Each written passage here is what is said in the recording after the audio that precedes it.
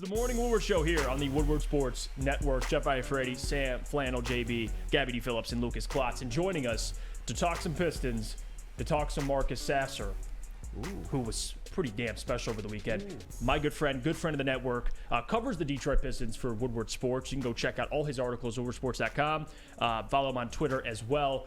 Detroit Kool-Aid, Brandon Dent. How you doing this morning, my man? Hey, I'm doing good, man. How was your trip? You went to Vegas last week? Yes, it was awesome. I was just telling Gabby, the reception down there was awesome. The people, they were live. They were ready for not just Detroit Pistons basketball, but, hey, they knew who Woodward Sports was. They knew why we were there. And it was cool to kind of interact with the fans and kind of see our rookies up close and personal. It was cool. How was the Pistons fans you encountered? Because the fact that you saw quite a few Pistons fans, Yes. to be honest with you, in Vegas, Yes. I was surprised. But what was the atmosphere like for Pistons fans being there? With Asar, Marcus Sasser, what do they think? They're bought in. They're bought in. You know, they're excited. They liked what they saw from Asar Thompson early on when he wasn't necessarily hitting a three-point shot. The fans there were still like, you know what, this guy is he's just a different type of player as it comes speed-wise and when you're talking about athleticism. Mm-hmm. And that was something that people in the building continue to remark about Pistons fans and not, was just he looks like he's just on a different level when you're talking about his athleticism. Mm-hmm. Absolutely. Speaking of people who impress, how about Asar Thompson? I know you got to see him up close and personal. Did he, I mean, I know it's tough because it's the summer league and some people are going to say that it doesn't mean much, but at least to you personally, Brandon, did he validate to you why he was the number 5 overall pick, at least so far what he's shown in summer league? You know what? Troy Weaver actually said that he was the home run pick. Mm-hmm. And the more and more that I'm kind of seeing the tools that he has. Oh, he's right. I believe he is right. He is right. He was definitely the pick to have at number 5. I think if you do a redraft in a few years, we might see that he's the guy that probably should have went a few picks higher than he actually did. That's just me. I'm going to put my name on that. I don't even know how much that matters, but that's just how much I actually believe in him, man. Just as a guy who's played basketball, I really like what I saw from him. We want to see if this guy's going to go out there and dominate. You know, are you going to use your physicality, your athleticism to kind of go out there and dominate in places where maybe your shot, if it's not falling, some of the things that we can control a little bit less?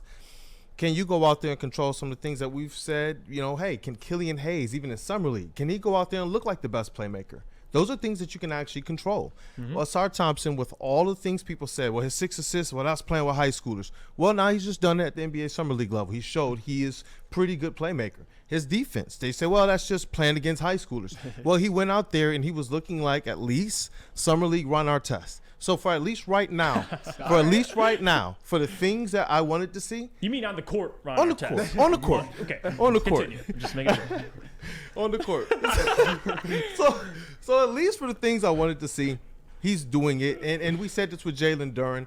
As they continue to kind of pass these markers, just continue to do that as we go into training camp and then into the season. But right now, he's kind of exceeding some expectation. Now, the next thing we got to get into it, Marcus Sasser had a 40-burger against the Pacers.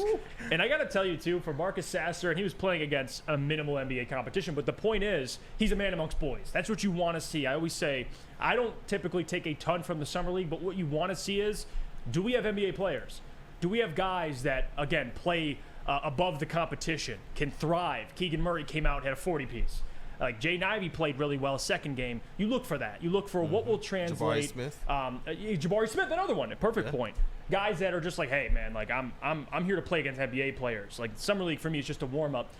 Sasser had 40, and he had 40 on 16 shots or 25 shots, excuse me. Made 16 of them, 5 for 9 from 3, and only 0 turnovers. Like that's important too. Scored at all 3 levels against the Pacers. Now, the bigger point to take away, and I want to ask you this. Does Sasser, with this performance and how he's looked in the Summer League, the tenacity he plays with, can you see a scenario where Marcus plays regular season games quicker than not?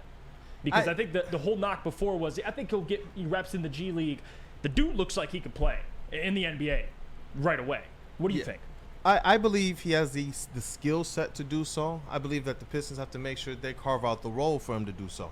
What we saw in the Summer League is based on where he's playing, based on the type of responsibility they asked him to do, that might affect what he's able to do.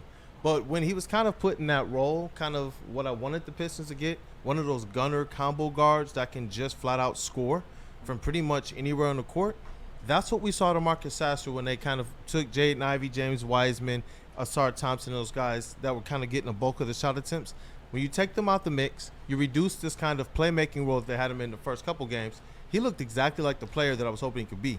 If he could bring the defensive intensity, that like hustle, no plays off, you saw him kind of pickpocketing the guards. He wasn't making it easy on them. Those are things that are going to keep him on the court, as well as that three-point shot. We saw him a little bit more comfortable in that last game, and he looked a little bit more as advertised in that last game than he had from three the previous game. So I do believe he has a skill set. I think that the role is going to largely define the impact he's able to make. Brandon, you said something at the very beginning when I asked you about Asar Thompson that made me perk up a little bit, but I didn't. I'm following up on it just now. So you said that Asar Thompson, you might look back at him someday as a guy who should have went a couple of picks higher, possibly, potentially. Are you saying that there's a chance, and I'm going to ask you to be Nostradamus right now, that he has a better and more impactful career than, say, Brandon Miller? Is that within the realm of possibility? That was one of the names I was thinking about. Okay. Brandon Miller and potentially his brother. Obviously, yes. That competition is going to be one that goes on until these guys probably well after they retire. Yes. You know, so I do believe he has an opportunity to be a little bit better than Brandon Miller because of his game at the rim and his game in the paint. He's very, very explosive. The ways that Monty Williams is in his offenses has kind of featured players like Asar Thompson. They haven't even been this athletic, but when you put Asar Thompson in some of the packages that you've seen like Devin Booker and what I assume that they're going to continue to play Kevin Durant in, these things play to his strengths. The athleticism, the speed, his ability to kind of catch lobs, his ability to dunk in the half-court set, these are things that Troy Weaver talked about. You know, his ability to – he was like, he's fast. Not just in transition, but also in the half court. Man, I'm excited about Asar Thompson. Now, the other question I have for you for Asar is how quickly can you see him, at least this season? Because especially now with Bojan not being dealt, he could potentially be a starter day one. Now you have kind of the four with Isaiah Stewart. He's extended, assuming he'll start at the four. How quickly can we see Asar in that starting lineup, or you think he'll crack it night one with the defense he provides? Because I think what he provides without scoring is the most intriguing part of Asar Thompson. Even not having the ball, dominating the ball, he still makes an impact. What do you think? Is it day one, or do you think he gets eased into the starting lineup with more expectations this year? Which one is it?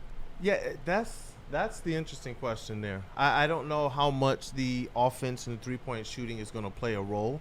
You know, I think that if everybody else in this starting lineup is kind of firing on all cylinders offensively, then you can probably deal with the fact that Troy Weaver said, you know, shortly after they drafted him, that his defense is definitely ahead of his offense. His offense is going to have to learn some things. And that three-point shot, he's going to have to get comfortable.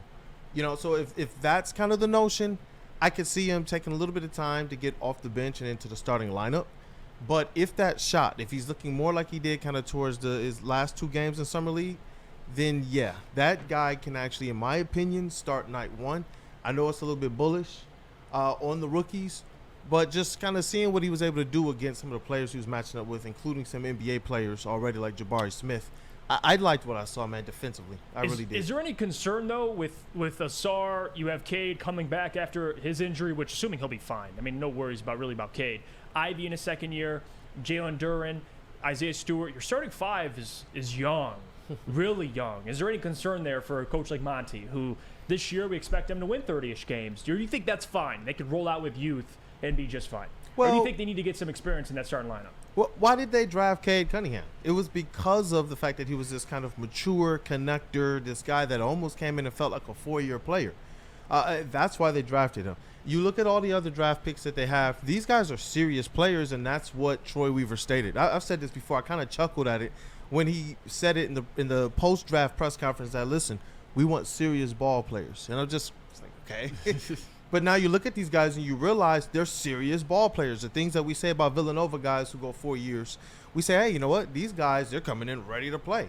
You know what? Marcus Sasser or Asar Thompson, these guys have given me no reason to believe that they shouldn't be looked at that way as well. Mm-hmm. So, definitely. And kind of to piggyback off of that, how overall should Pistons fans be feeling about the Summer League? I'm not just talking about Sasser and Asar Thompson, even seeing guys like Jalen Duren, James Wiseman, Jaden Ivey get a little bit of playing time in the earlier games. How should Pistons fans feel? Like, should they be more optimistic now than before the Summer League?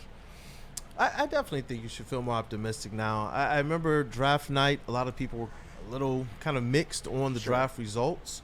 Now as we get through Summer League and you get to see our draft picks up against other draft picks and up against other first, second, third year players, now all of a sudden you can start to say, you know what, hey, there's building blocks here. There's only so much we can take away from Summer League. The results, we can only take away so much. But at least we know that when there's competition out there, our guys are out there trying to do their best. I think the thing I love the most from Asar Thompson is in his interview with ESPN after one of the games, I believe it was the fourth one, when he said, look, man, I'm just trying to stay on the court. I'm trying to do everything possible to stay on the court. If I can't, if my shot's not falling, got to play make, got to get my teammates involved, got to play defense. That was the notion. I love that about these guys. And Sasser, since he's been here, has consistently stated the same things as well. Same thing. So it's encouraging.